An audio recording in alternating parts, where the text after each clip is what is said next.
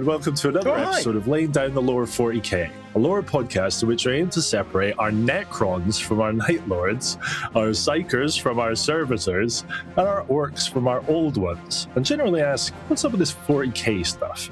My name is Ben Crone Barber, and while I used to know pretty much fuck all about 40K, I now know very little. With me is my co-host, Christopher Crowlin Allen. What? Who, despite years of valiant effort, still knows next to nothing. And my dear brother Darren. Kral's giving real crow from below energy today. Cool. Oh no, wait. Who knows so much about Warhammer, it's frankly disturbing. This dichotomy between our levels of understanding is why we're all here, as this series is an attempt to address that ignorance. I got my crow from Brolo, and from above mixed up. It's been listeners, Ben has literally just arrived. Yeah. Not only have I just woke up, I just read the wrong script as well. So I just fuck it. In for that's penny, where for the a pound. emphasis on Necrons came from. You guys are looking very grey. Your videos, everything's very grey and like grayscale. Well, I'm adding I'm in Scotland, pops of colour so, compared to you guys. I need some colour. There you go. There's the sun. Wow, that really that contrast is amazing. Like, everyone get a bit of colour. Here's a pack of tampons. Okay, Darren's got an orange. We'll call it a sun. I've got what's called structure gel, which is the thickening agent for acrylic paint. Oh, right. I thought that was a hair product. No. Yeah, made by Winsor & Newton, yeah. Ben, what was that? You had a blue box of E numbers or something, was that? Yeah, tampons. Oh, no, it was a box of tampons. For your vagina. I've got an empty sweet shop tub. For my vagina, yeah. Hang on. Sweet shop. Speaking of acrylic-y pins Speaking and stuff, of angry vaginas. What? I was in Sainsbury's yesterday picking up something from one of those little Argos in the middle of the store. It's a Chaos Dwarf right next to the reject. I was right next to the magazine thing, and I picked up a copy of War Games Illustrated. Oh, yeah. I had no idea. I mean, it's probably sacrilege talking about it on a show. It is sacrilegious to even talk about it, man. But my God, it's a whole other world out there. There's so much going on. Mostly historical, but I think they do some sci-fi stuff as well. Yeah, there was a couple of... We should do a podcast on it. Conflict 47 was one that I saw, which was that's a cool. weird War II, yeah. Weird War II like that. That's Listeners, that was on my Christmas list, but no one got it for me. I'm just going to leave that there. Listeners, his Christmas list was fucking massive and very expensive, so it was hard to we got pick. an empty upside-down sweep tub. Yeah, exactly, yes. Yeah. To put all of his other Christmas presents viewers. in. Yeah. Hey, look, I'm English. Was that the acrylic? Well, that's a bragger, Darren. Jesus.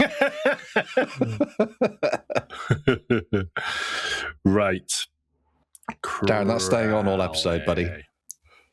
Yes, please. Yeah. It is. Right. Yeah. No, he means that literally, as in you've put the acrylic on there. That's not coming off. That's just where that is. Yeah, it's glued on. I'll tell you what. Yeah. Listeners, he's putting his hood over his... It's a strong look. You look like the lead singer from Henge. Yeah. The band Henge. All I'm hearing is I look hench. Thank you, Chris. Do the shoulders thing now.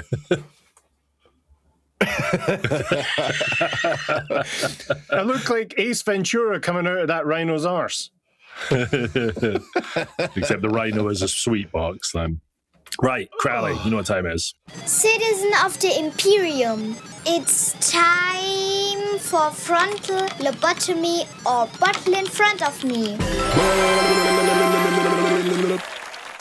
Right, here we go. Mr. Crowley Bally. Regarding last time's episode, which type of Titan was destroyed by fire from a distortion cannon? Reaver. Mr. Ben, the question is open to you. What type of Titan was destroyed by... I regret that. Krell got it wrong. Yeah. What type of Imperial Titan was destroyed by distortion cannon fire from the Eldar? Well, it must have been a knight, because those were the only two. Could it go back to me if he gets it wrong? Yes, but you only get half a point. Yeah. Fine. Or no points. It's just a consolation, because I just... Yeah, I think I know what it is. Go on. Okay. I've said knight. No, Mr. Chris. Warhound. Yes, Mr. Chris, it is a Warhound Titan. I won't take the point. FIFA fair play. I won't take the point. I got it wrong.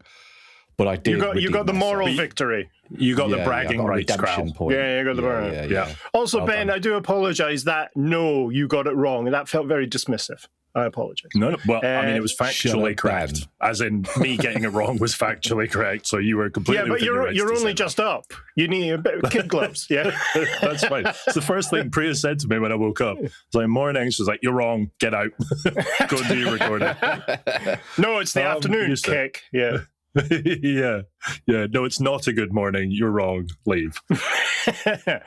Mr. Ben, which Eldari unit massacred the guardsmen in minutes within the ice labyrinth?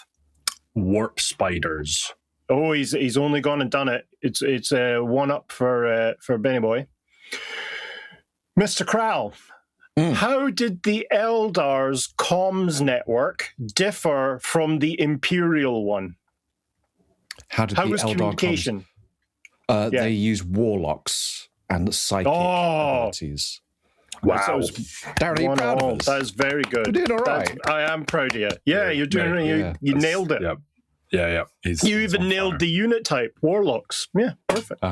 Mr. Ben, name one of the two Imperial battle groups that were formed during the Battle of the Elysian Plains. Remember, there was one, it was Battle Group Odon, the big group, and then they split into two different companies. Can you remember either of the names? Empanada wasn't, that was the one that was destroyed, previous one. It? Yeah. Nope. For the sake of the flow of conversation, no, I do not remember. And I'm much happier saying that because Krell's looking at the ceiling trying to figure out what the answer is. I've got all the answers right up there. He's got a 9th screen above him. Yeah. I want to. I can't remember the name. They had an irregular name, and it had the sound sh in it, didn't it? Rosh, something. Rash. Put us out of our misery. Is Krell having a stroke? What's happened there? I think so, yeah. I give up. Okay, I'll give you one of them, and we'll see if either of you can get the other one. Are you ready? Say Alpha, please. It was Alfrush. No. So it was... So the one that was in the ice labyrinth was Company Retribution. Can you, either of you, remember what the name of the one on the big ice plains was? Was it Vengeance?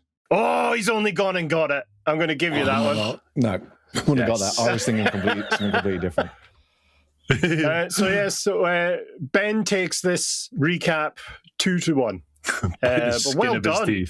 Yeah. Well done, Skin Benny. of his teeth. Well done, Benny. I should have got that first one. Well done, myself. Benny. Yeah. Do you know what, Krell? Dar's not gonna give it to you. No, he is a tough cookie. He is a tough motherfucker. I mean, Inquisitor Randall McDangle said that there would be no more of that expression. Yeah, he was not happy with it. So, but Ben, you know what? I'm going to give that one to you. Thanks, Krell. Fine, I'm giving myself another point, Krell. Thank you. It was a good episode. I have to say, I really enjoyed it. It was good. It was good. Yeah, and it was cool because it brought the kind of the grand scale of the kind of armored battle across these open plains into kind of more enclosed spaces, so that they could, it was a good storytelling mechanism, wasn't it? So they put them in the maze so that you can bring in some, and then monofilament their asses. to exactly. Yeah. How do we monofilament people? Let's get them in a maze. Which is the sound of monofilament.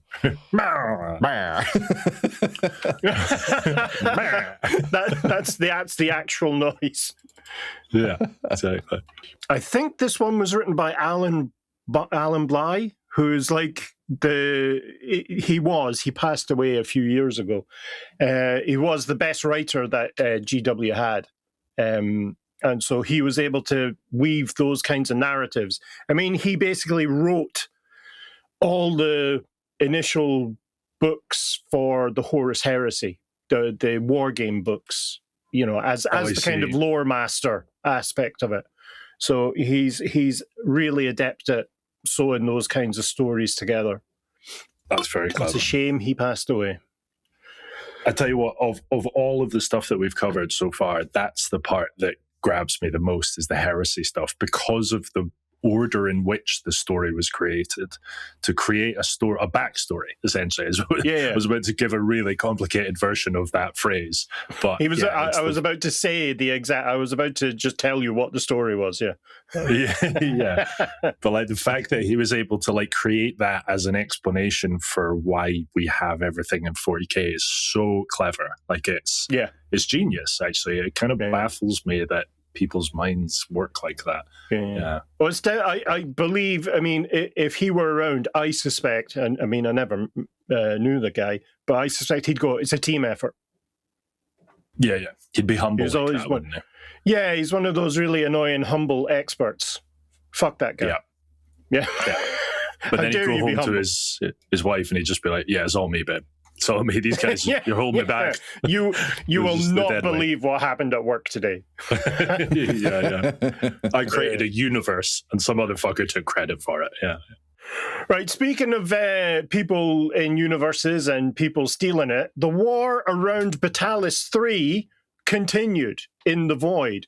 So the surviving Imperial Navy vessels, if you recall, had retreated into the corona of the kind of crystally blue Batalis star, as it really was the only refuge that the Imperials had in the star system because of their shields. They were able to occupy into this high radiation zone that the Corsairs couldn't, because their ships weren't shielded in that way. That did not mean that the crews were unaffected. Lethal radiation did seep in through the shields and into the ship, with fatalities mounting, hour on hour. And the actual smaller craft began to fail as the radiation affected their control systems. But these were judged as preferable to facing the Corsair fleets head on. Specifically the Void Dragons, who absolutely dominated the system. If you recall, those are the Aeldari Corsairs with the kind of black uniform with red accents and the dragon symbol on their stuff. And they roamed freely between the worlds within the Batalis system, destroying any ship that failed to reach the kind of corona of the star in time. My corona. As we mentioned last episode, the Aeldari were able to really dominate the battlefield with their air superiority, simply because they had so many. Because they had air superiority. They had air superiority. I was about to make a white power joke, but I couldn't quite get it to land in my head because of the snow. Because it was on an ice planet. Right, yeah. Listen, we're just going to proceed as if it was hilarious. The Ranger that is white. Yeah, go on. Ranger, this is the Green Power Ranger. Almost as one, all of the Corsair aircraft, the Nightwings and the Vampire Bombers and such, just suddenly broke off and zipped back up into the high atmosphere and into orbit, denying air superiority that the Eldar had for so long. And their forces were kind of confused by this. And then they realized in orbit that the Imperium had finally answered General Odon's plea. So the fleeing Corsair fleets were going back up to reinforce their kind of ships who were in the system, as an enormous fleet of Imperial vessels translated into the system, led by the Space Wolves strike cruisers of a great company under the leadership of Bran Redmaw. So his great company arrived. The Space Wolf, Mr. Chris. This is the first appearance of Space Marines in the campaign. Yeah, and our first mention of them on Laying Down the Lore. Please ignore the past 300 episodes. Metal music. Going right into the danger zone. Danger zone. I don't think you've heard metal before, have you, Krell?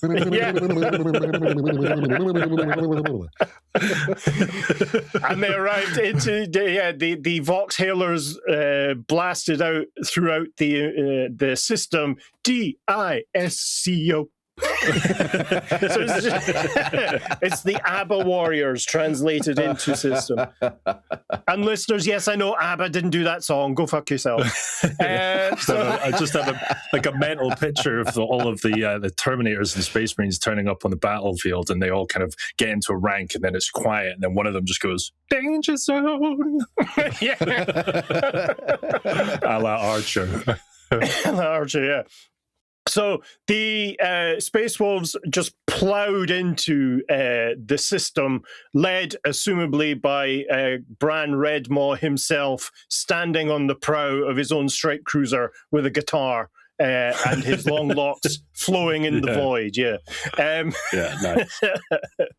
They blasted in through the system's outer reaches, tearing apart the Aconites and the Nightshades and the Hemlocks, those vehicles we looked at a few episodes back, the Eldar spacecraft, without slowing as they just barreled towards Betalis III. The Eldar kind of soon realized that they were sort of in a trap because as they were pursuing the Space Wolves, an enormous fleet of battle cruisers, troop transports, vehicle transports followed them into the system. So the kind of armada now, this was the size of the fleet, was able to outflank the Corsairs who were focused on the Space Wolves and kind of pincer maneuver them within the system themselves. Initially, the Void Dragon craft, their Void craft, the speed and agility gave them a distinct edge as they kind of carved paths through the Imperial fighter squadrons that were surrounding, forming a picket around the Imperial cruisers. Very much, if you've seen Star Wars Episode 3, The Revenge of the Sith, it's that opening few minutes of the movie. So it's like total space war within Betalis III. The overwhelming kind of Imperial numbers eventually told against the Aeldari, because for every Imperial vehicle destroyed, the Corsairs were forced to evade the kind of fire and missiles launched from another two. So it's very much wave after wave of my own men kind of idea. That's how the Imperium gets rid of the Xenos. An Eldari Zap Brannigan is what we're thinking. Eldari Brannigan. No, well, it would be the it's the Imperials who are sending in wave after wave of their own men. Oh, I see. Oh, right. yeah, Okay. there we go. Yeah. So that's just regular Brannigan. Yeah. yeah, that's just Zap Brannigan. Marshal Zap Brannigan. Marshal Zap Brannigan, yeah. The call for aid from General Odon, and then of course backed up by the demands for aid by Inquisitor Danzak, had really been a kind of that pebble that launched an avalanche, or that started an avalanche or landslide, I suppose, within No, Avalanche. It's a nice planet.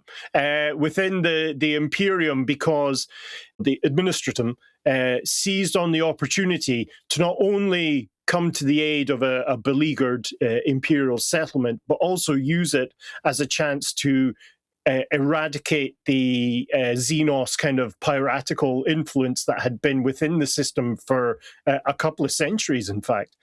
So they were focused on not just liberating Betalis III, but destroying the Aeldari Corsairs that kind of were in that system. So while the Navy engaged the Void Dragon craft and began to wear them down, the Bran Redmaw's fleet continued to surge towards Tenish, surge toward Betalis III,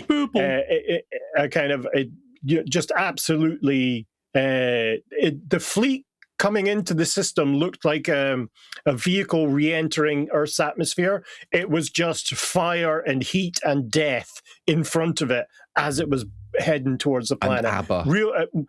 And with a real kind of, the more kind of rocky side of ABBA, if I'm being honest, in terms of the music getting there. Yeah. Is it SOS? Yeah. That's a good one. While the 80s house music of the Void Dragons kind of was washed out of the system. Yes. House music came about in the 90s, but it's okay. It's okay. Oh, is it? Oh, I beg your pardon. Disco would have been the 80s equivalent. I'll have you know, I'm very old.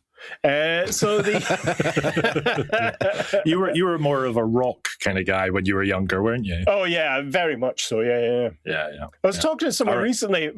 My transition to rock was kind of really weird. It went from Duran Duran to Queen to Adam and the Ants, and then death metal. That final jump was huge. Do you know what I mean? Yeah. As the Space Wolves are barreling towards the planet, they broke with their kind of standard protocol of just, arriving in silence, deploying their troops in silence. Redmaw himself sent out a kind of curt message directly to Inquisitor Danzig's Chimera, his command vehicle, which was simply, we fight for the All-Father. We fight for the All-Father, Inquisitor. Do not cross our path. This is your first insight into how much the Space Wolves hate the Inquisition. They cannot stand them. And it stems back a few centuries to the first battle for Armageddon. And we'll talk about that when we talk about Armageddon. But there are no, I believe the young people say, vibes. There are no good vibes between the Space Wolves and the Inquisition. And in some instances, it's on site. So they will go out of their way to fuck over the Inquisition. Where they can get away with it. It's still the Inquisition. The Inquisition can pretty much do whatever it wants. Wow. They like it. Yeah. So, yeah. I don't know why, but I love it. Just stick it to the man. Yeah, it's not all plain sailing within the Imperium. There's some empire building within the massive empire. You don't say. Yeah. Sorry, I'm sounding very, very salty. Salty about the Imperium. Yeah, you're a bit spiky today, Kral. I am. I tell you what, I've been up for the past 4 or 5 hours because of sleeping fellows. That's sleeping. I'm tired. I'm tired. Ben's oversleeping. That was from my undersleeping. It was like this calm, it's balance. I don't know what I'm saying. I don't know what I'm saying. Right? I don't know why anyone cares, but let's just say it anyway, Kral. No, fuck it. I knew there was something off. I'm very, very tired. Different energy. Yeah. Feel a different energy. So while we're either sleeping or not sleeping, or Goldilocks sleeping, yes, I slept in porridge. The Space Wolves struck Betalis III like a hammer, descending into the Tormus Delta, where the kind of large land battle was happening, in a score of drop pods that just blasted like missiles into the ice plains. Their impact kind of carving deep into the ice and delivering nearly 200 warriors of the chapter directly into the heart of the fighting. Now, this raises an interesting point, which we won't cover in any detail here. An average company is 100 Astartes plus, command group. Great companies tend to be larger than 100 warriors. So the Space Wolves are not Codex compliant, but they get away with it in a similar fashion to the Black Templars because they are always on the move, always fighting. Right. So okay. Some great companies have literal hundreds of warriors, others a couple of hundred warriors. So the Space Wolf Legion didn't really turn into anything other than the Covert Legion. Mr. Ben. It is Great Company different from Company, or is Great Company just the name that Space Wolves use for Company? Like, are there more Codex compliant companies within the Space Wolves? No, there are no Codex compliant companies within the Space Wolves. Unless they're talking to members of the Imperium, in which case all of their stuff is Codex compliant.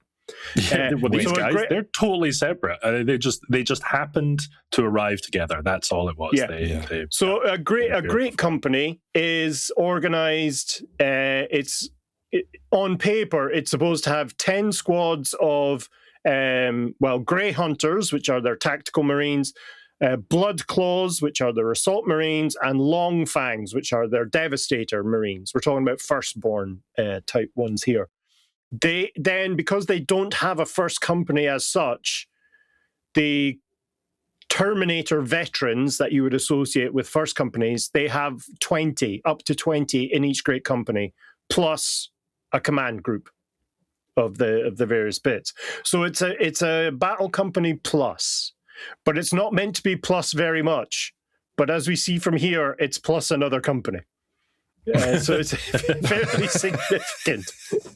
I suppose the deniability is easier there, isn't it? Because you just be like, oh no, these are two separate companies. They just happen to have the same call sign and are wearing all the same livery. Like, don't worry about it. Whereas if it was like 120, it'd be difficult. Those 20 guys, we don't know what they're doing there. They just turned up.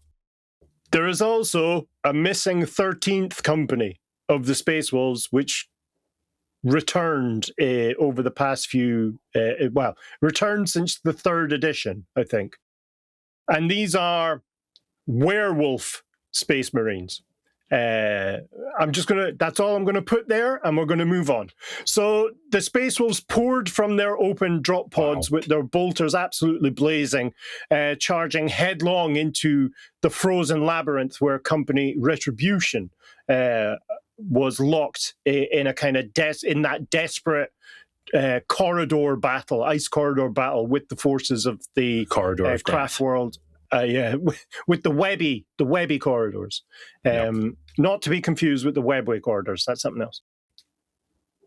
The Company Retribution had begun to reclaim the kind of coordination using similar tactics to the Aeldari, where they're like comms teams, their Vox operators, had kind of scaled the sides of the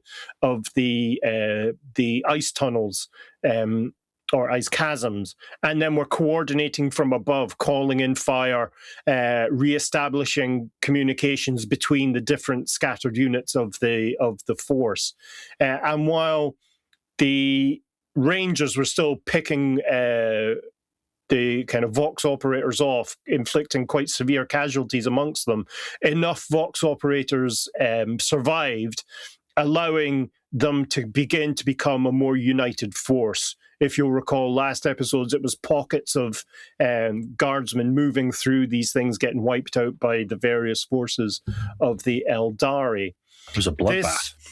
This renewed coordination quickly turned the tide against the Aeldari, whose the support platforms, remember they had kind of little hover vehicles with heavy weapons on them, that had previously dominated the fields of fire or the within the corridors began to be picked off, sometimes by Imperial snipers, sometimes just getting bum rushed by a squad of kind of veteran Imperial Guards people, I suppose. They adopted a kind of deadly two-pronged assault by this new kind of reunited force, where strike teams moved through the ice corridors, the kind of claustrophobic things, into the larger kind of clearings, I suppose is the term, from which they were able to fire mortar shells over the walls. So they're like indirect fire, but it was coordinated by the Vox operators who were up high and the squads who were moving through. Or they were able to plant explosives, breaching charges against the walls that they found themselves in. So you'd have, an Aeldari squad with the heavy weapon platform kind of camped out, covering a large corridor, and then Imperial Guardsmen going just kind of right next to them, planting explosives on the sides of the ice walls, which when detonated either collapsed the walls on top of the squad, on top of the Aeldari, or absolutely showered them with razor-sharp kind of ice shrapnel. So they were decimating squads left, right, and centre. So what you get with your monofilament fucking faces. You bastards. It's the perfect crime as well, because once that ice melts, they would never know what happened to those poor Aeldari. Yeah. Just be like, just got these weird holes. Like, if you're killed in a natural disaster, even one that's triggered by an explosive, does that count as natural causes? Because if it's triggered by explosive, is it natural disaster? I don't know. I don't think so. Yeah, it's indirect. Indirect. Can I just ask? Fair. Was this corridor, was this maze going anywhere? Like, are they? Could they tell that it opened up into something? Because it could just be that this maze eventually closes off to fuck all. Do you know what I mean? And all they're in is a killing zone. Think of it as a very kind of large open pass that a glacier is in, and that glacier is fragmented. So that's the kind of vibe. So there are entrances from both sides. Okay. Yeah. Okay, cool. So it's much like, it's an icier version of the mountain pass that Emteda, I was about to say defended, destroyed. It's that. There is a tactical reason that they're trying to get through there. It's a covered corridor that the Aeldari could move through quickly to be able to flank the Imperials, but the Imperials got their... Gotcha. Right. Yeah. Yeah, so after these kind of detonations and mortar blasts, then you'd have Imperial Guardsmen rush in and wipe out the survivors of any of these. So clearing by clearing, chasm by chasm, the Imperial Guard were beginning to reclaim initiative and territory within this ice maze. It was within the kind of southwesterly part of this that the fighting kind of reached its fiercest kind of tempo, its pitch, prompting the Retribution's officers to send their most experienced veterans into that area to kind of try and retake it. Following precisely guided barrages from these Vox operators atop the glacier, we'll call it. These veteran squads launched mass assaults into the Aeldari lines, but the Alaitok Farseers, these are the kind of psychic generals of the Aeldari, began committing other squads of aspect warriors to the battle. So these Cadian veteran squads faced off against the dire Avengers, whose kind of lightning fast counterattacks and disciplined shuriken fire shredded the guardsmen's advance. Mr. Chris. Is this happening on Betalis III, back on the surface now? Yes. Yeah. Which part of Betalis? Is it still in the Altenac region? Is that still the strategic interest of both parties, or is it a different part of the planet? Altenac was the pass. We're now on the Elysian plains. So where, if you recall last time, we're a few hours from the starport of MYMEARA. And so there was Battle Group Odon, split into two. Fort Company Retribution went down to the ice maze to cut off Elytoc's advance through the kind of glaciers, and Company Vengeance then held the MYMEARAN and their Corsair allies on the plains, and that's where the large Titan battle was also happening, and the Titan battle was happening to keep the Aeldari Phantom Titans from supporting the ground war as such. So yes, so there's three kind of fronts in this single battle. So we're down with the I've forgotten what the name of the Delta was. Tormus Delta. Well, we're in the Ice Labyrinth. So there's Dire Avenger Aspect Warriors, very much Guardian Plus. So these are the most common Aspect Warriors. These are seen as encapsulating the kind of vengeful warrior style Aeldari spirit of war. Mr. Kral. Their helmets with their bushy thing look the same as my toilet brush. Just saying. All I see is a warrior wearing my toilet brush as a hat. I'm like, oh dear. It's a view shared by the Imperium, Chris. Yeah. Okay. Yeah. Kral, I have to maybe suggest not using Eldar heads as toilet brushes, mate. It's not gonna end well for you. Like, that's weird that you said heads and not helmets. Yeah, the heads are clearly still in the helmets. Like. That's a question about the physiology of Aeldari, because I've only seen them donned in their armour. Is there image or info about them without a helmet, without their armour on? Do we know what their bodies look like? I mean, we can see they've got 4 limbs and fingers, much like they're humanoid. Elves. They're elves. Yeah, they're space elves. It's a high elf in space. Okay. Do you remember what high elves looked like? Yeah, it's that. Pointy ears, slightly smaller than a human. No, slightly taller. Or larger. Yeah. So their cranium doesn't go all the way up into that toilet brush helmet? No. There's just... Unless you squish them really, really hard, and then, it stands a chance to... Here's a theory for you. Chaos dwarves in space. Tall helmets. I hope you're listening, GW. I want to just say that is a fucking excellent picture. Have you seen a Chaos Dwarf and an Eldar in the same room? No, you haven't. Kral, we're moving on. We're moving on from your wacky theories, all right? I'm sorry, how have we not used these 2 words before? Conspiracy Kral. Yeah. Okay. It's one of his many alter egos to come up with some wacky conspiracy for no reason. Yeah. Conspiracy Kral and Kral's advocate are two sides of his personality that come out regularly.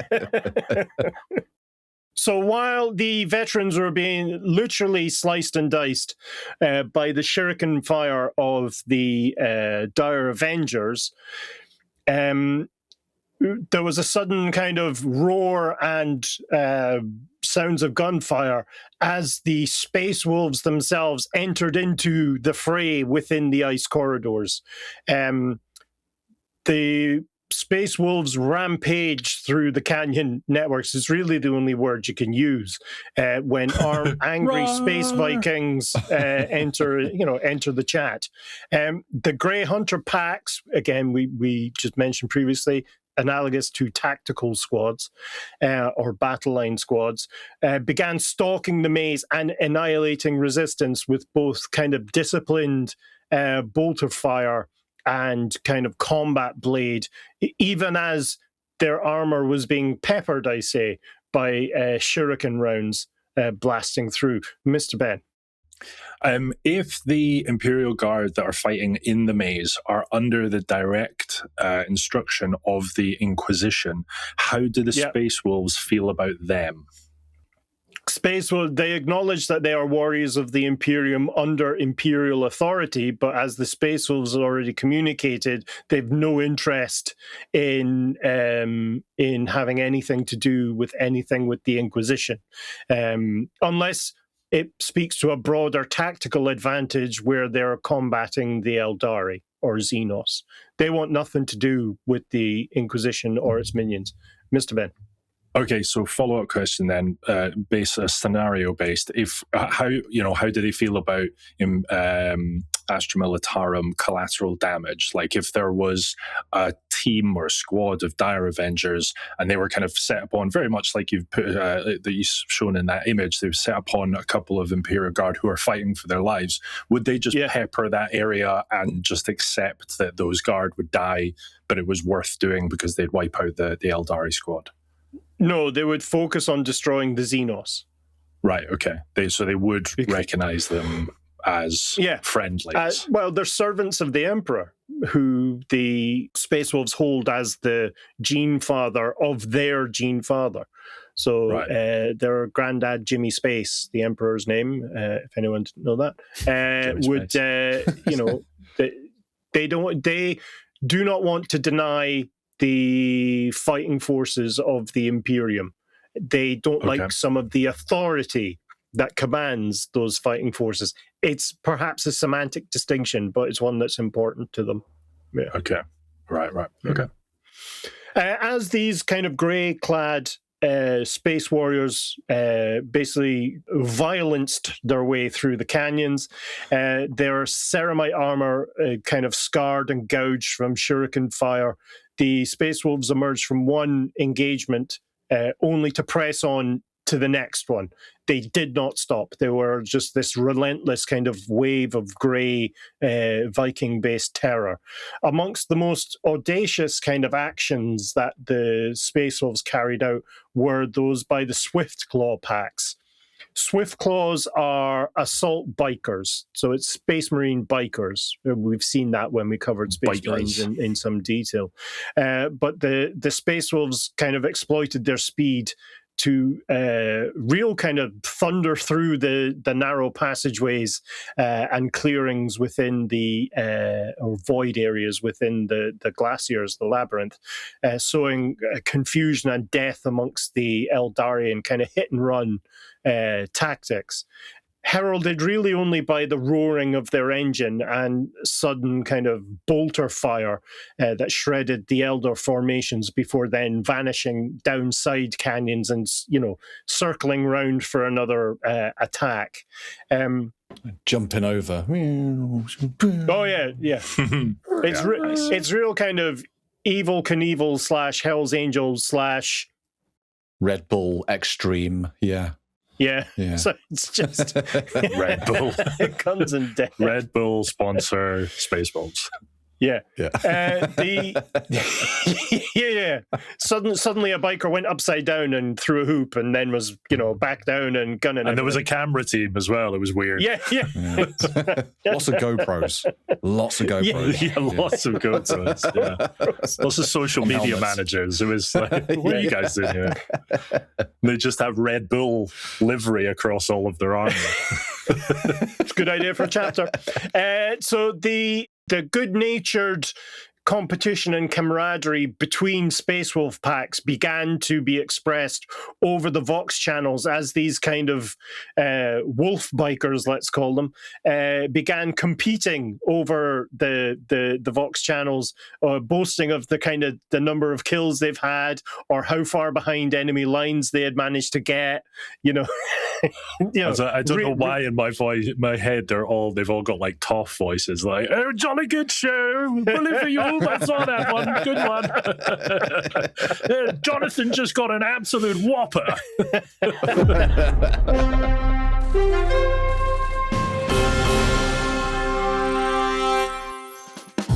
Hey there, big guy. Is your Crusade Codex compliant? Well, no. We've already deployed 200 Sons of Russ. If Gilliman ever finds out, he'll be pissed. Whoa there, Battle Brother. Sounds like you need a Stardies Pool, the galaxy's first Codex-friendly Space Marine carpool service. With Astartes pool, you're not deploying more than 100 Marines. You're just sharing a ride. But that's the thing. They're all from the same chapter. Not anymore, bro chacho. Just slap a temporary decal from another chapter on the side of your vehicle, mumble something about cross-chapter cooperation, and boom, administrative loophole achieved. These 5 technical squads are just passing through. Need extra firepower for a big engagement? Borrow some assault marines from 3rd Company and tell everyone they're salamanders. Need some chunk in your trunk? Pick up a dreadnought on the way and paint it blue. Praise the All-Father. And flexible wording. Download Astartes pool today, because it's not breaking the codex if you don't get caught. Astartes will ride together, fight forever.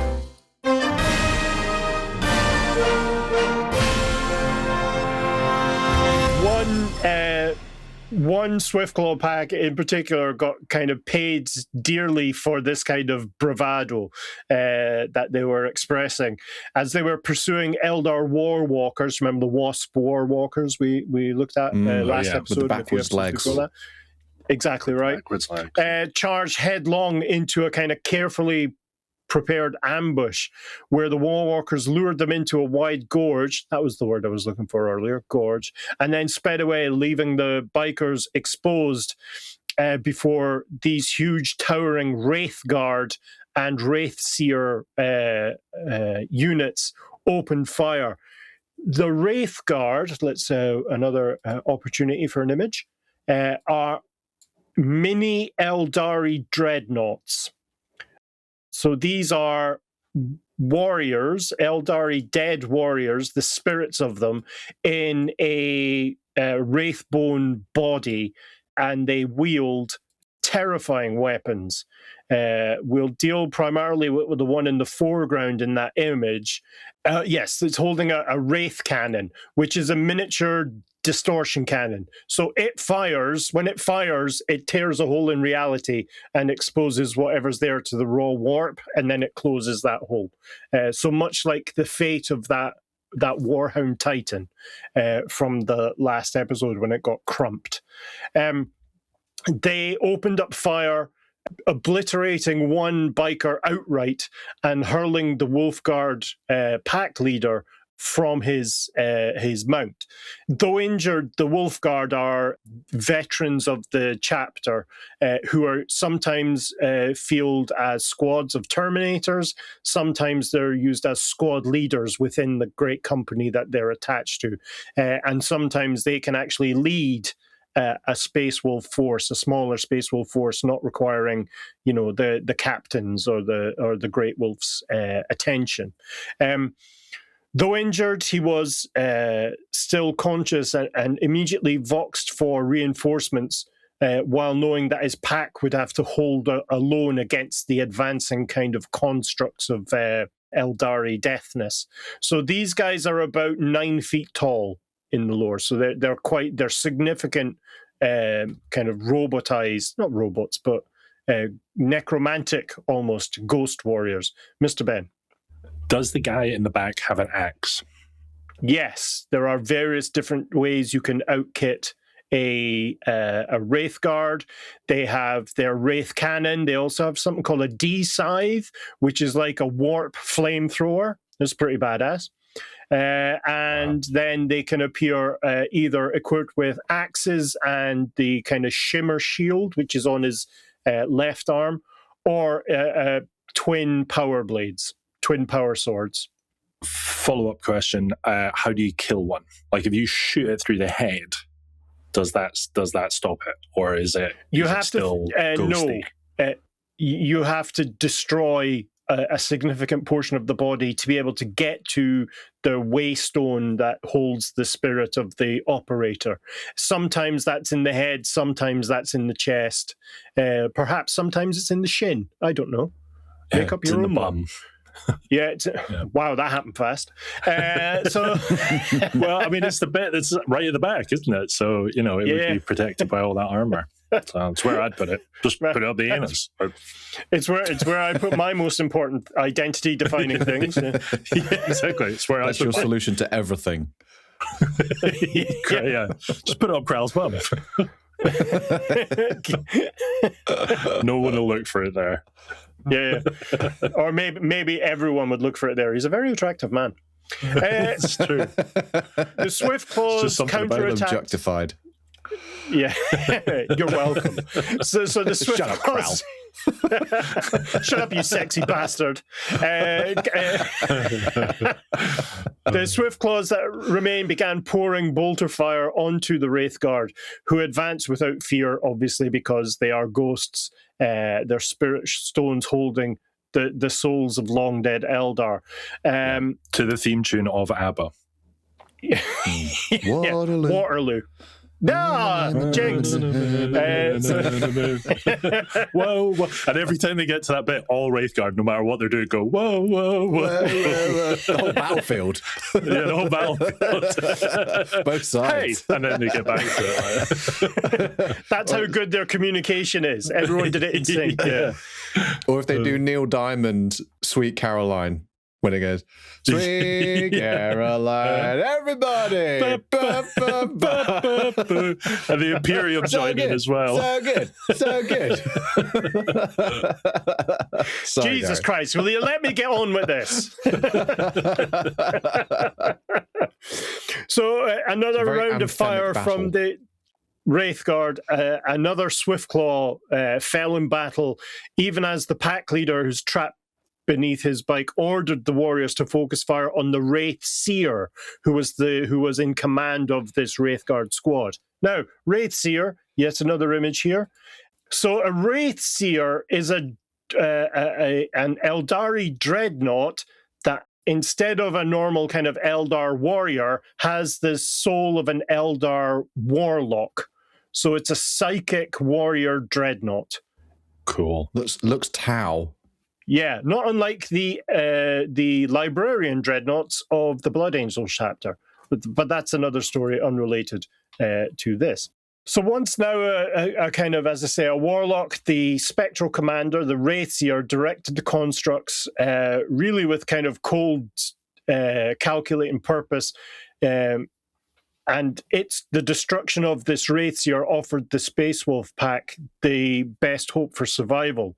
The Swiftclaws accelerated and circled around the gorge, preparing another concentrated attack, but in doing so, they tightened their formation and exposed themselves to annihilation from kind of a single well-placed Wraith cannon shot.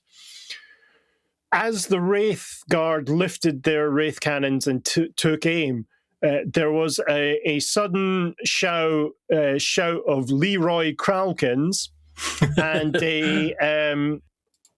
a Space Wolf dreadnought literally descended from the above into the midst of the Wraithguard unit. And an image there of what a Space Wolf dreadnought looks like. The small then. Ka-chunk. So it's pretty small. It's about 800 pixels across. Size of a fucking office building. Yeah, so it's one of the great company's few dreadnoughts. Raked the Wraithguard with a storm of, in this case, heavy bolter fire. One Wraithguard was critically damaged. Its spirit stones and the Wraithbone armour shattered under the kind of impact. The Wraith Seer, it reacted instantly, hurling its spear. In that image, you see the Wraith blade, this huge spear with huge unnatural strength, and harpooned the Dreadnought sarcophagus, killing the warrior instantly, killing the Space Wolf Dreadnought instantly, and witnessing the loss, the Wolfguard leader of the Swiftclaw pack howled in rage, the fury kind of echoing through the canyons around him.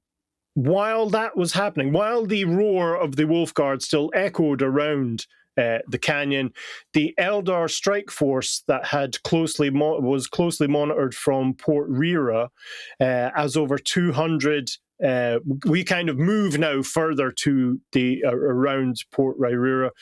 The jet bikes and Vipers and the Falcons that had, if you recall, the force had broken off from attacking Company Vengeance around its position to the north, and had bypassed the Imperial defenders and had swept through Company Vengeance and was heading towards the Tarandor Peninsula.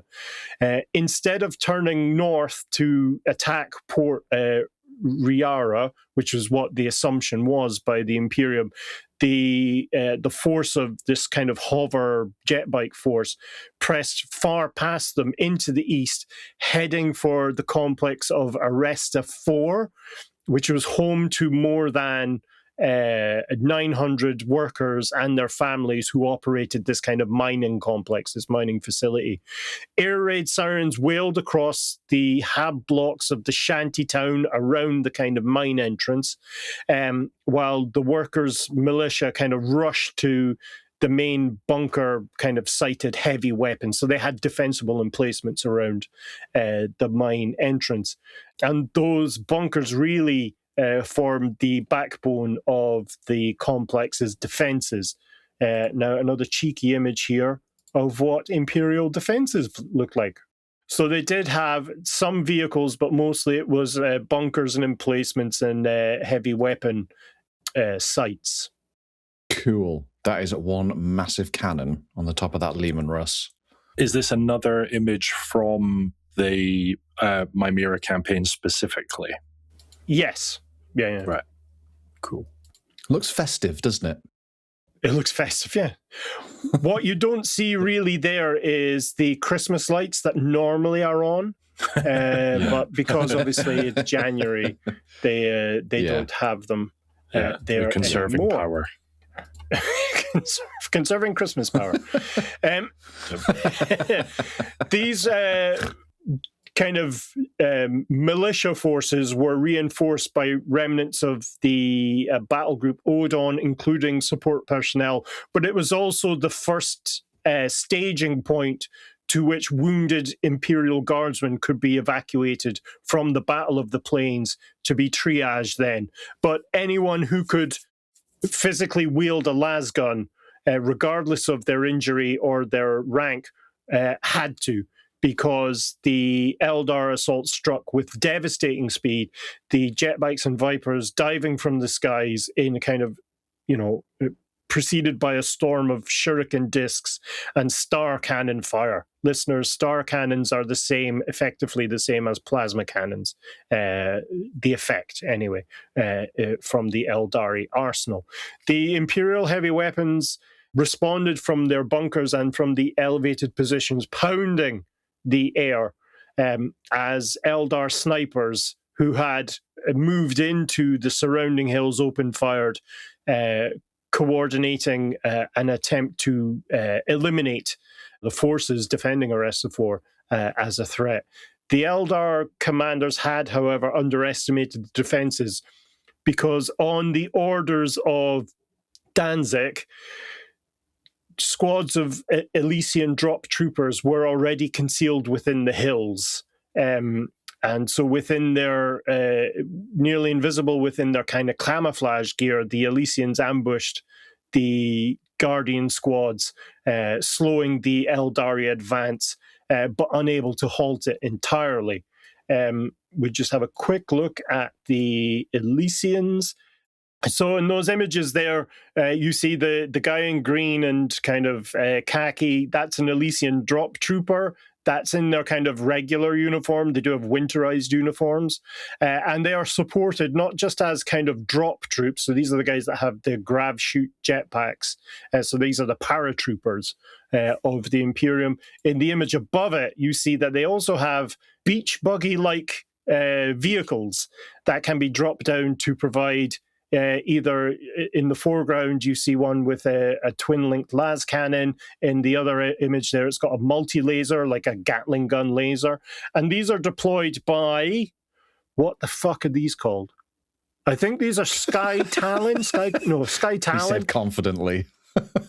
Yeah, so these are these are transport vehicles for the actual vehicles, the ground vehicles themselves. You can see they've got clamps there So you can see in that image I've just put up, we've got what's the Venator, which is the name of the ground vehicle there, and then the Sky Talon that's just delivered it down. If you look in the kind of top right, you can see one of those Sky Talon transports with another Venator held underneath it. So those clamps clamp onto the wheels of the Venator. And then drop it down from high orbit to be able to, provide vehicular and heavy weapon support to the to the paratroopers. Mr. Chris. Very cool image, that last one you just sent. It's kind of like almost photorealistic and looks like a shot out of like Thunderbirds or something. Well, the graphic designers at Games Workshop will be delighted to hear that. Yeah. Yeah. It's funny that Chris, you used the word like photorealism, because there's actually that was exactly what when I was asking whether these images are specifically from the MYMEARA campaign. That one that you showed of the kind of Imperial defenses has the same sort of look about it, and actually quite a few of the ones that you've shared so far have that kind of look. It's like somebody took a photo of the miniatures and then put it through some sort of like artistic filter that makes it look like a graphic rather. Yeah. So okay. Yeah. That's exactly the vibe that the Imperial armor books have. They're like a boots on the ground style imagery is preferred because it draws you into the story. You go, okay, yeah, it's still miniatures, but look how real it can look. With again paired with the lore, but I mean that's something that Forge World did really well. Is the evocative imagery that will go along with the stories. And speaking of stories, exploiting the kind of the shanty towns kind of hodgepodge nature, the Eldari were able to get more aspect warriors into the complex. First, kind of leading the slaughter were the howling banshees. So these, yet another image. Listeners are going to be amazed at how many images are in the show notes. So the howling banshees are almost exclusively female Eldari aspect warriors who kind of typify the shrieking banshee of our own Irish myths, where their masks can produce this kind of correctly modulated scream, amplified out, that paralyzes the nervous system of the enemies. So they can freeze the enemies like statues and then cut them apart with their power swords or their shuriken pistols. It's like epic nagging. I'm not even touching that. So they paralyze the guardsmen and the militia, and then were cut down with ruthless efficiency. But the kind of perhaps the most horrific violence occurred at the mine entrance, where defenders had parked huge mining vehicles and had some of their best warriors stationed to shield the fleeing workers. Mr. Chris. Last image of the Howling Banshees. I'm just going to say Mick Hucknall. Yeah, actually, yeah. It's a strong, right? It's a strong design choice, isn't it? Like, no. Yeah. Let's put the hair outside the helmet. Let's think the helmet, but wigs. Big foreheads, like me. I've often thought you as a howling banshee, Chris. Yeah. Howling Kralshy. Howling Kralshy. Nice, man. Nice. Nah, mate. So at the coming up against these vehicles and their defenders, the MYMEARANs deployed fire dragons, another aspect warrior type, focused on heat and fire and destruction, and using their fusion guns, which is the Eldari version of melta guns, they reduced the vehicles and the defenders to kind of molten slag, annihilating all the vehicles, the defenders, and the barricades that the defenders hid behind, kind of leaving the civilians exposed to the advancing Eldar. Mr. Ben. Talk to me about ammunition, because that image is making me angry. Oh, Ben. Good. So the carnage was abruptly curtailed as it's attached to his elbow. As the Eldar flyers prepared for another. Helmet. Fuck me! Are we ever going to get through this episode? Sorry, Darren. Sorry, buddy. Sorry. The carnage was abruptly curtailed as Eldari flyers prepared for another attack run. But the Imperial Navy's Fury interceptors, you recall from a few episodes ago, plunged from the kind of clearing storm crowds of clouds, as these were launched from the Imperial Navy carriers that had kind of taken position around Betalis III, now that they had secured the void space from the Night Dragons. Troop transports of Battle Group Vlar, a great name. It reminds me of the in Ghostbusters when the guy was talking about the history. He took the form of this, and it took a great schlor, and yeah, whatever. Dan, we're trying to get on with the show. Fuck's sake, come on. Yeah. So the troop transports began to land, signaling the kind of imminent Imperial reinforcement of the position. Recognizing this shift in momentum, the surviving defenders watched as the Aeldari strike force disengaged and fled, ending the kind of aspect warrior-based nightmare of Aresta IV. While the roaring echoes of the Wolfguard still echoed, but slightly less, through the grounds, and the kind of screaming death, molten, elbow-powered flamethrowers of the fire dragons, the roar kind of died down. The Titan groups that were still on Betalis III of the Legio Gryphonicus were already re-engaging the Titans of the MYMEARA craft world, continuing to act under the orders of Inquisitor Lord Danzig to keep the Phantom Titans away from the ground war that was being fought on the various other fronts. The Imperial Princeps had tracked a Phantom Titan north of the Elysian Plains, close to the ongoing battle around Company Vengeance, outside the gates of Port Rururura, noting it had been joined by 3 other MYMEARA Revenant Titans, which are the smaller ones with the jump packs, if you recall, from the image that we showed last week. Second Phantom Titan, the one that had been previously damaged, do you remember an Apocalypse missile had gotten through the shield and damaged the shoulder? Was observed entering the coastal region near the MYMEARA webway portal, and it was believed to have either withdrawn from the battle or to be guarding it.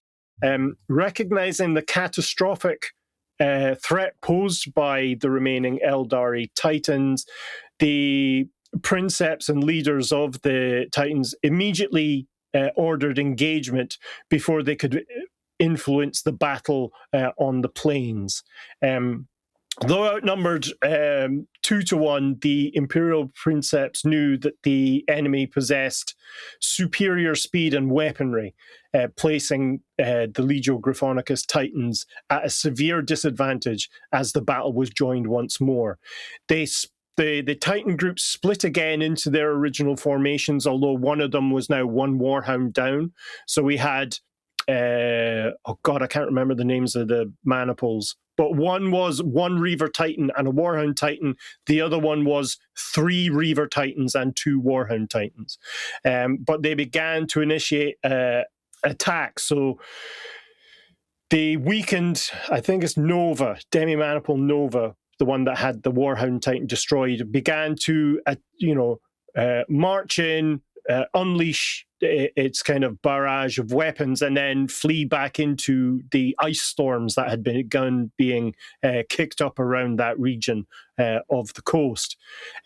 This kind of gambit succeeded as it drew the Eldar Titans into pursuit of the Imperial Titans, rather than them being able to focus on securing the webway gate or rejoining the Eldari forces on the plains. This allowed XRO, which is the 3 Reavers and 2 Warhounds, to swing around, or other way, swing around west and then north, moving to cut off the Aeldari escape route along the kind of continent-spanning highway that had been used to transport ores and what have you from the various mining complexes on the planet. Over kind of nearly half the length of the continent-spanning coastline, the Titan battle raged as a series of kind of brutal skirmishes and assaults, with the Imperium exploiting more favorable terrain, advancing through mountains via highways, while Exaro closed in from behind, setting a kind of pincer trap for the Aeldari on the blizzard shrouded plains. For over an hour, the Titans of both races kind of clashed relentlessly, with the Imperials relying on feints and kind of staggered attacks and precise timing to be able to survive the Aeldari's distortion cannons and pulsar lasers. Nova, the smaller group, struck first before withdrawing, and while Exaro kind of surged immediately forward after the attack, kind of harrying the Eldar Titans so that they denying them kind of clear opportunities for attacking the smaller group and then turning to face them.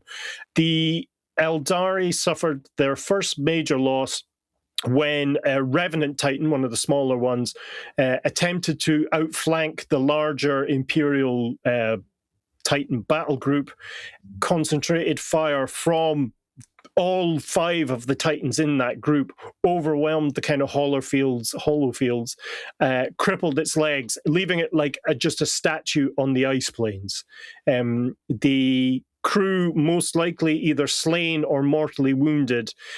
The Revenant Titan kind of stood as this Aeldari kind of statue of dominance within the kind of flat ice plains until it self-destructed, denying the Imperium forces any chance to study the kind of technology used in its construction or the weapons. The Gryphonicus paid dearly as well, with both of the Warhound Titans facing the brunt of Eldar fire on the continued skirmishes, meaning that one had to retire from battle because it was so badly damaged, while the other kind of limped along. The Phantom Titans proved the deadliest foes within this kind of, titanic battle, in quotes. Its distortion cannon nearly destroying a Reaver Titan as the kind of pocket of unreality glanced off its void shields and overloaded its systems, kind of triggering this crippling power surge. Only the kind of timely intervention of the remaining Titans prevented the destruction of the Exaro itself. But despite these moments of severe damage across most of their kind of god engines, across most of the Titans, the Imperium emerged victorious, destroying the Revenant Titans and crippling or destroying the Phantom Titans across an enormous kind of coastal ice plain. Mr. Ben. The distortion cannon, you said it glanced off their shield. Is it a projectile that needs a surface to contact with to detonate, or is it like a depth charge that, before it's fired, they're like, you're going to open up into a pocket of the warp at this distance from the Titan? How does it work? Think of it as a portal cannon, a cannon that actually fires a portal. So as the kind of sphere of unreality moves through the corporeal, the real world, it's actually a gateway that's moving across. Yeah, so it has destructive potential the moment that it leaves the cannon. It's just whatever it passes gets fucked up. Does it have a range? Does the energy dissipate, or the portal close? It does have a range. The energy does, it does dissipate after a while, because what you're doing is you're indefinitely through the planet, absorbing everything into unreality until it does a full orbit of the fucking planet and bites you in the ass. So it's effectively a wormhole cannon, a one-sided wormhole cannon. So it fires this. the wormhole moves through reality, and eventually the energies required to keep it focused dissipate, and so it just kind of fades away into nothing. Great question, though. Yes, with the Eldar Titans eliminated as a threat from the surface of Betalis III, Legio Gryphonicus rejoins with mobile elements from the Space Wolves Great Company, from Bran Redmaw's company, deployed by Thunderhawk. So you're seeing now Leman Russ battle tanks, whirlwind missile launchers, Predator-style tanks arriving on the surface as the Space Wolf armored units and the Imperial Titans began outflanking some of Elytok's armada, blunting the attack and preventing it from bringing its full strength to bear down on the Imperial defenders of Company Vengeance. So this is effectively a standard Land Raider of the Firstborn Astartes kind of chapter, but it's got a whirlwind missile launcher on the top. If you can see there, I've shared an image of one from the Red Scorpions chapter, previously of the Badam War. So it's an artillery heavy tank. Cool. But that type of, that one you see in the image is a whirlwind missile launcher. They also have something called the Hyperion, which is an anti-aircraft missile launcher. It's a similar kind of look and feel to it. So it can be, that one is surface to surface. They also have surface to air variants, which are crucial in dealing with kind of swift moving Eldar Corsairs. Do they have any air to surface? That's the other way. Made you think so, didn't flying tanks. You did make me think. I did have to go, what? Did I say it? Hold on. Some sort of tank trebuchet, which they can then fire down once the crowd's like. So with the hills around Aresta IV complex, the mining complex, firmly reinforced by the Elysian drop troops, the forward elements of Battle Group Vlar and the Imperial Navy squadrons that were coming to, reinforce that section turned west to support Company Vengeance on the Elysian plains. So that's the main force outside the starport. As the Navy pilots entered the combat zone, they were confronted by a scene of near total devastation. Formal battle lines had really collapsed at that point, replaced by isolated pockets of resistance, not unlike that image of the defenders of Aresta that we shared there with the tank and the guardsmen. And the whole kind of war seems to have just been driven by kind of mutual annihilation. Imperial losses were staggering, with fewer than a third of the hundreds of tanks deployed, still operational, and the kind of joint MYMEARA Elytok warhood has suffered grievously as well, largely due to the tactics of General Odon, whose reputation as an exceptional armoured commander, a commander of armoured vehicles, not a commander in armour, was once again vindicated. The mobile heavy tank formations that he kind of instituted ensured that for every Leman Russ or Chimera transport destroyed, 4 Eldar aircraft or other vehicles were crippled or annihilated, allowing Company Vengeance to endure far longer than expected. As the Imperial Navy battle wings closed to engagement range, the Eldar formations finally broke, abandoning their assault on Company Vengeance completely, turning back towards their webway portal through which they had entered into Betalis III. And simultaneously in the Tormus Delta, Retribution's re-established Vox network crackled and reports that the Elytok's ground forces had disengaged. So we're seeing now both Eldar craft worlds pull back from the battle. Where their war cries had once echoed around the ice canyons moments ago, they fell into this kind of eerie silence as the enemy withdrew. And from orbit, the Imperial Navy were taking kind of picked screens and images confirming really what those forces on the ground had already discovered, that the Eldar were retreating across all the fronts on the planet. And so the battle for Batalis III was now over. and the forces of the Imperium of Mankind stood victorious. What? Whew. That was not what I was expecting. Thought the Imperium were going to lose without fail. That's not a term. Yeah. It just sounded like the Aeldari were on the upper hand all the way there. And it seemed it was hard to imagine the Imperium coming back from that. How decisive was the Space Wolves' involvement? Because they made an appearance, but it doesn't sound like they had as much of an impact as you would have thought. Was it still an Astra Militarum show? Well, the Space Wolves blunted the advance of an entire craft world's forces through those canyons.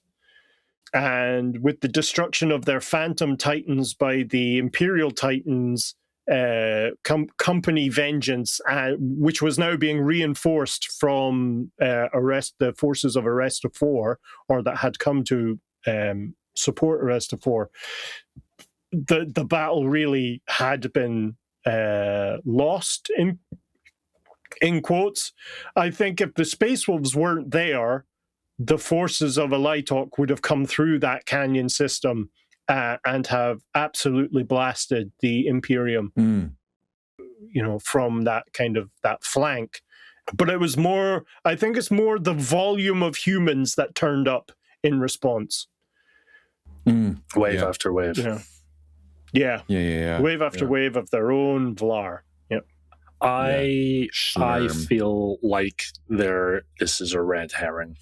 I feel like it's what was the expression that you used? Like a fade away to lure the Imperium into a sense of false security. They're like they're retreating, sir. And they all like a rumble, and then just suddenly out of the clouds burst.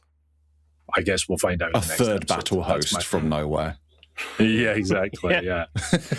Join us next episode to see how this battle actually ends. Yeah.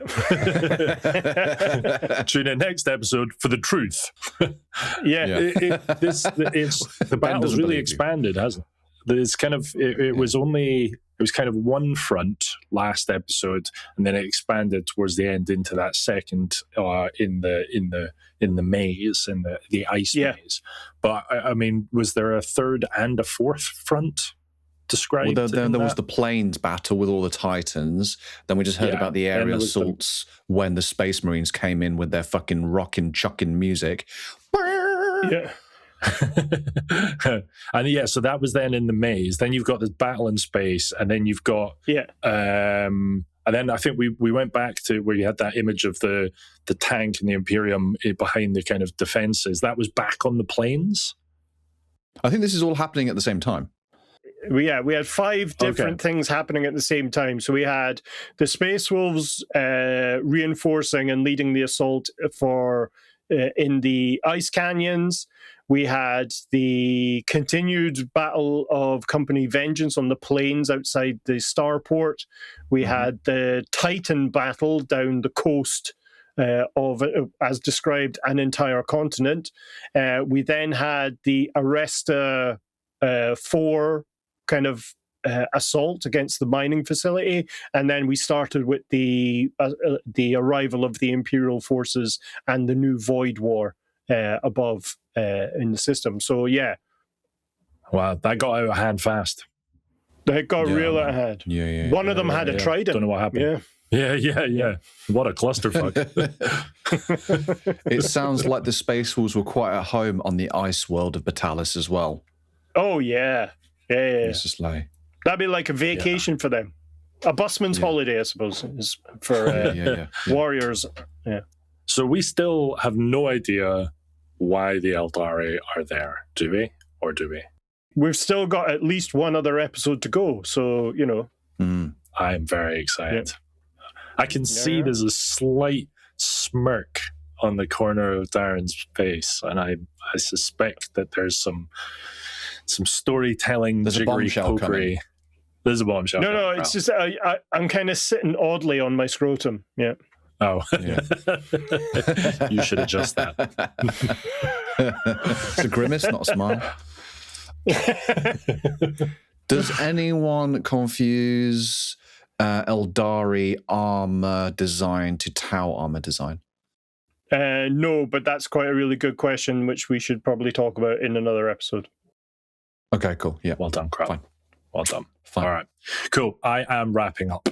All right. That's all from us. Thank you so much for listening. If you want more 40K content, just hit the Patreon link in the description and sign up today to listen to our bonus show 40KO'd and the ad-free uncut video edit of this episode, all for a mere £5. Just £5. Details and imagery for the topics we've discussed in this show can be found on our website at layingdownlore.com, where we also have all our previous episodes, release schedules, and merch. And you can join our Discord for free or sign up for full access for just £1 by hitting the link in the description and coming and telling us what you think of the similarities between Eldar and Tau armor. No, different episode. Age-old controversial topic. Good preempts the conversation that we're going to have. So, from the early days of 40K development. Yeah. We'll be back again soon displaying just how little Kral and I know. And until then, goodbye. Sa-sa. Love you, bye.